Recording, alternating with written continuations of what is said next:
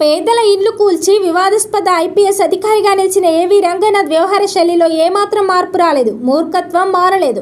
మొండి వాదన వీడలేదు. గట్టిగా లాగి చెంపదెబ్బ కొట్టినట్టుగా అత్యున్నత న్యాయస్థానం ఇచ్చిన తీర్పును తుంగలో తొక్కుతూ వక్ర భాష్యం చెప్పడం ఆయనకే చెల్లింది. తప్పెవరిదో హైకోర్టు నిర్ధారిస్తే కబ్జాదారులు హైకోర్టును తప్పుదో పట్టించారంటూ వితండవాదం చేస్తున్నారు. కింద పడ్డా తనదే పైచేయి అనేలా ఉన్నది ఆయన తీరు. రెండేళ్లుగా హైదరాబాద్ నగరంలో జరిగిన విధ్వంసం అక్రమాల ఓవైపు రాష్ట్ర ఉన్నత న్యాయస్థానమే ఆగ్రహం వ్యక్తం చేస్తుంటే తాను చేసిన దాంట్లో తప్పే లేదని సమర్థించుకునే పనిలో పడ్డారు. ఇన్నాళ్ళు చెరువుల సంరక్షణ పేరిట పేదల ఇండ్లను నేలమట్టం చేశారు. ఎన్నో ఇండ్లు కూల్చి మరెన్నో కుటుంబాలను రోడ్డున పడేశారు. పెద్దలకు ఒక చట్టం, పేదలకు మరో చట్టం అమలు చేశారు. ఒక విధంగా హైడ్రా పేరుతో నిరుపేదల నీడలపై విధ్వంస కాండకు పాల్పడ్డారు.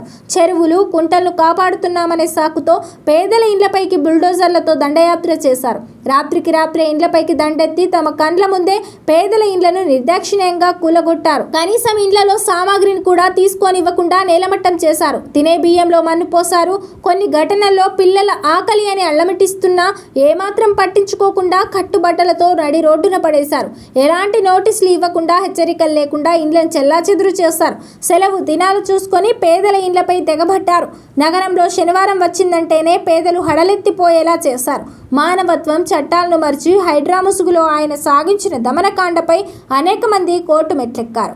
ఈ క్రమంలోనే హైకోర్టు ఆయనపై తీవ్ర అసహనం వ్యక్తం చేస్తూ ఆదేశాలు జారీ చేస్తే తాను చేసిన దాంట్లో తప్పేమీ లేదని ఎదురు దాడికి దిగారు. దీన్ని బట్టి న్యాయస్థానాలపై ఆయన వైఖరేందో మరోసారి తేలిపోయింది. ఈ క్రమంలో తాను చేసిన పనులను సమర్థించుకుంటూ రాజ్యాంగంలోని ఆర్టికల్ 21(48)(a) ప్రకారం చెరువులు, పార్కులను రక్షించాలని రంగనాథ్ సమర్థించుకున్నారు.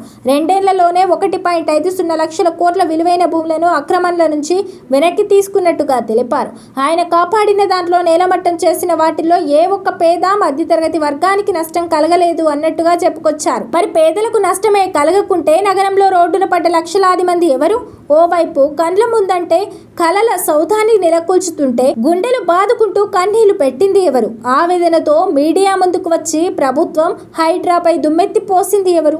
సర్కార్ తమ ఇల్లు కూలుస్తుందని ప్రతిపక్ష పార్టీల ఆశ్రయం కోరిందెవరు? వాళ్ళందరూ పేదలు కారా అని సామాన్యులు ప్రశ్నిస్తున్నారు. ఇక తనపై నమోదైన కోర్టు ధిక్కరణ కేసులను కప్పిపుచ్చుకుంటూ ల్యాండ్ మాఫియా చేతిలో తాను బలిపీఠం ఎక్కినట్టుగా రంగనాథ్ ముసలి కన్నీరు కార్చారు.